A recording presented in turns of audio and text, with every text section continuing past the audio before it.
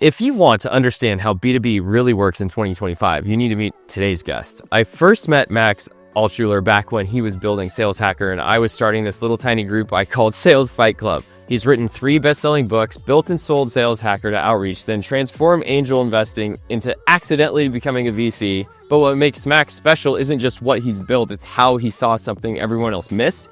That in B2B, trust isn't just part of the strategy, trust is the strategy. Get ready for an unfiltered conversation about the future of go-to-market. Max, welcome to the show. Thanks for having me. Yeah, well, the reason we're here is to talk about community. So was in the Go-to-Market Fund Slack channel as an LP. And I know from the conversations in there that it's bottom of funnel stuff, right? Like being able to actually figure out how decisions are made, what software works, and being a part of Pavilion.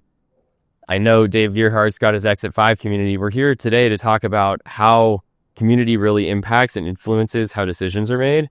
And I'd love to just out of the gate talk about how you look at this topic related to pipeline generation.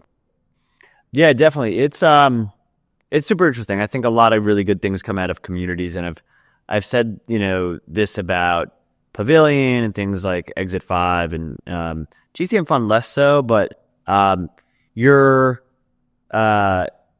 Pavilion, Exit 5, they're kind of like your community for your career. And you can't really do that inside of your organization that you're working for. You don't really have the same connectivity or be able to ask the same questions. So if you're trying to figure out how to get a raise or promotion or have a tough conversation with your boss, sometimes you can't ask the people in your organization about those things. And then there's also the things that you need to talk to somebody that's at your level at another company or a potential aspirational, peer about what you should be doing inside of your marketing organization. So when I was at Outreach, we're at 200 million ARR, trying to figure out all the things we need to do in demand gen, which tooling we need to buy, et cetera, et cetera. I want to go to other people who are either at 200 million ARR and growing, or maybe are at 3 or 4 or 500 million ARR because they're kind of my aspirational peer group. They're like the next level ahead.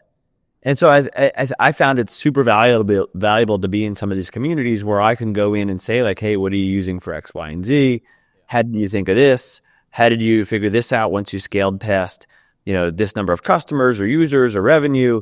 And that's why I think these communities are so important. It's not just, and it's not just the hey, help me do my job better, but it's well, what happens when I need to go negotiate for a promotion? I can't ask my boss that. I don't have mentors, but I could find somebody in the community that might have, just gone through that and will give some great advice. Yeah, and I was listening to one of the episodes that Scott Barker on your team running the Go-to-Market Pod was talking to different leaders that have run communities like the Salesforce Trailblazer community. And it is true that you need to figure out how you're going to be able to justify not just purchasing decisions, and some people are putting their jobs on the line for making decisions on some of these new technologies. And with all the noise that's coming at us with emails and phone calls, the great ignores Mark Kosoglow talks about, it's not something you can trust anymore. And so when I think about you and your journey from when we first met for Sales Hacker at the Metreon in San Francisco 10 plus years ago, all the way through to rebuilding Sales Hacker into what it is today now and what you're doing, it's about trust. And you've been able to build what you have based on that. And I think that's one underlying thing that isn't talked about that much around trust in the community and being able to lever on that when you're making a decision about a new technology that you want to bring into the organization. Well, there's a big reason why Outreach acquired Sales Hacker was, if we want to go out and build relationships with a bunch of our buyers, our potential customers, our customers, what could we do to do that without selling them something? Could we just actually be helpful to them? And when they're ready to buy something, they know who to come to, because we've just been super helpful and we've been, giving that out for free the entire time. And so Sales Hacker was kind of Outreach's gift to the entire sales community, and it worked really well. I mean, we threw a lot of events through Sales Hacker, we did podcasts, etc. And we had our plays that we ran. Yeah, right. If we wanted to get through to a CRO at a decent sized company, we could reach out to them and say, hey, buy our product. Or we could reach out to them and say, hey, I have a podcast that goes out to 50,000, people in the sales profession every month. And it's one of the biggest ones in our domain. And I want to get you on it and, help you build your platform, put you on a pedestal and share your knowledge. And that was like, okay, yeah, I'll have a conversation. And now we've got a dialogue going with this person. We just did them a favor. It also works for us because it promotes our platform. It's great. And that kind of opens up a conversation where you may not have otherwise had an ability to have one.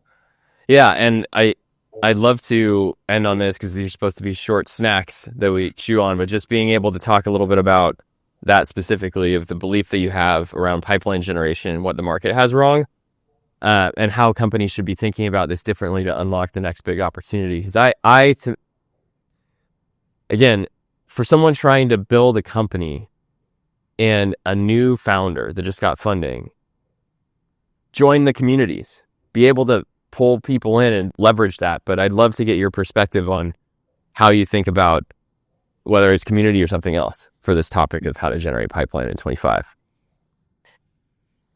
You got to zig when everybody's zagging is always tried and true. I think, community is a great way to do it. Referral-based selling, all these different things that are now like there's technology really built around like Noble and a few others that are out there on the referral or kind of like common connection sales type stuff. What I think is really interesting about Operator and kind of lends to the great ignore error that we just went through is, we've kind of overtooled, and now everybody has access to the same, hacks or shortcuts or even in many ways best practices. So for example, when in 2015, 2013, even when we were coming up as, sellers and we were doing some of the hacky stuff, if I found out that a company raised a Series B, it was hard to find that out. I had to go sleuth. I had to go on, TechCrunch or whatever, find that out. That was a signal on a clay table. Because it was hard, it worked. Because I was one of the only people that reached out to the VP of sales at that company and said, hey, congrats on the Series B, $60 million.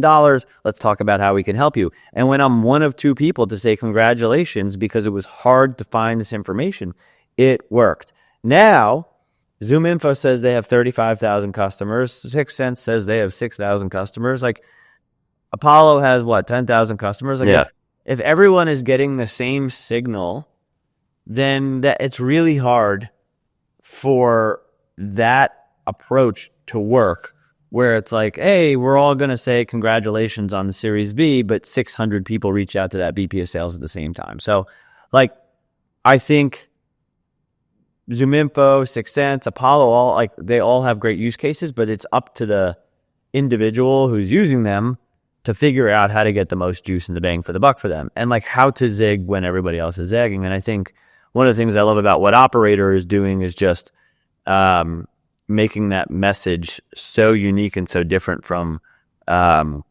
what everybody else is sending, that it's not signal based and it's not